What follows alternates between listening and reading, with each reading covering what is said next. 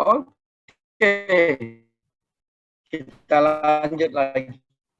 Kalau kita sudah mengidentifikasi pada kuantifikasi semua faktor tak tetap,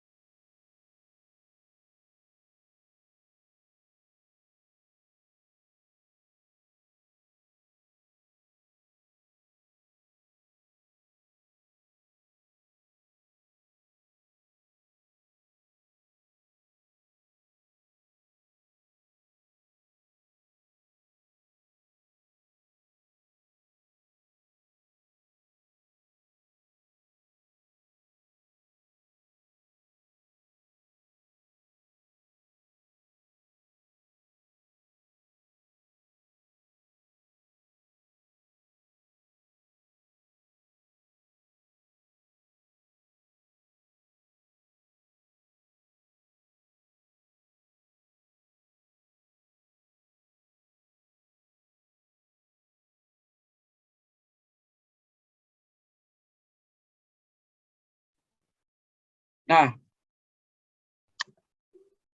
setelah kita melakukan identifikasi dan pengukuran tujuan, kita melakukan kuantifikasi. Ya, ada faktor-faktor yang bisa mempengaruhi dalam penyusunan sebuah nilai-nilai yang bisa berpengaruh terhadap penentuan, ya, pengambilan keputusan. Itu karena adanya kebutuhan dari masyarakat. Yang keempat, penggunaan model-model yang sifatnya abstraksi secara matematika. Banyak metode. Kalau kita hitung pengurang, penambah, perkalian, dan lain sebagainya. Modelnya ini akan saya perlihatkan nanti. Ada nanti namanya USG, Ultra Urgency, Seriousness, dan GROM. Nah, nanti dalam bentuk perhitungan, tapi itu di semester 4. Kalau ini kulit-kulitnya aja ya, untuk gambaran di ini semester 2. Jangan semester 2 diberikan beban semester 4. Nah, itu hitungannya. Dan kita akan hitung bersama-sama. Jadi nanti, karena setelah kita hitung secara matematis, ya harus betul-betul kita ambil sebagai bagian prioritas masalah urutan nomor 1. Karena dikarenakan dampak yang ditimbulkan adalah bisa menimbulkan kematian. Yang kedua, bisa menimbulkan permasalahan status kesehatan masyarakat.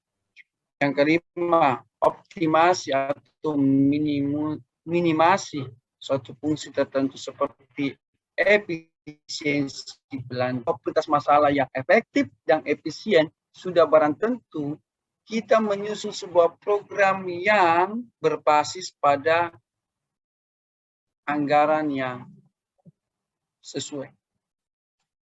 Angka kesakitan menurun dengan sebuah program sehingga biaya pelayanan kesehatan kita mampu tekan.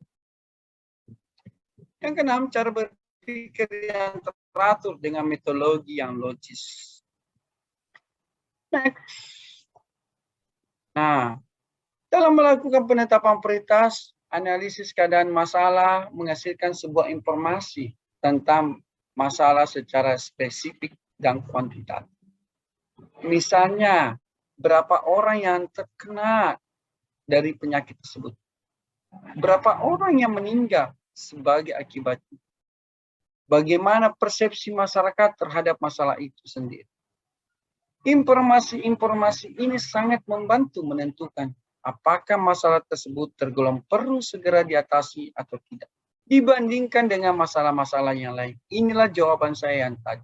Ada nanti urutan kelima masalah naik menjadi 1 Karena ini jawabannya. Ada nanti urutan 1 turun menjadi nomor 5. Karena tidak menimbulkan kematian. Nah, itu yang kita bisa lihat. Kemampuan yang sangat dibutuhkan dalam menetapkan prioritas masalah adalah kemampuan mencari keseimbangan variabel-variabel yang dipakai. Variabel-variabel yang secara nyata kita mampu untuk mengatasinya. Contoh demam berdarah. Demam berdarah adalah sebuah masalah klasik di negara kita. Dari mulai tahun awal merdekanya Republik Indonesia sampai sekarang ini, bahkan pada zaman kerajaan mungkin Aedes aegypti itu sudah ada. Belum ada riset yang lebih dalam terkait hal ini. Sampai sekarang ini DBD mengintek, Aedes aegypti mengintek. Nah, perlu kita mencari efektif dan efisien untuk mengatasi masalah itu.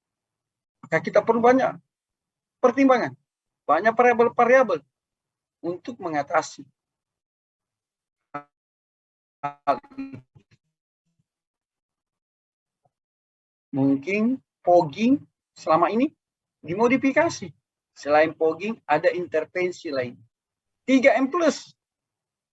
Kita modifikasi agar lebih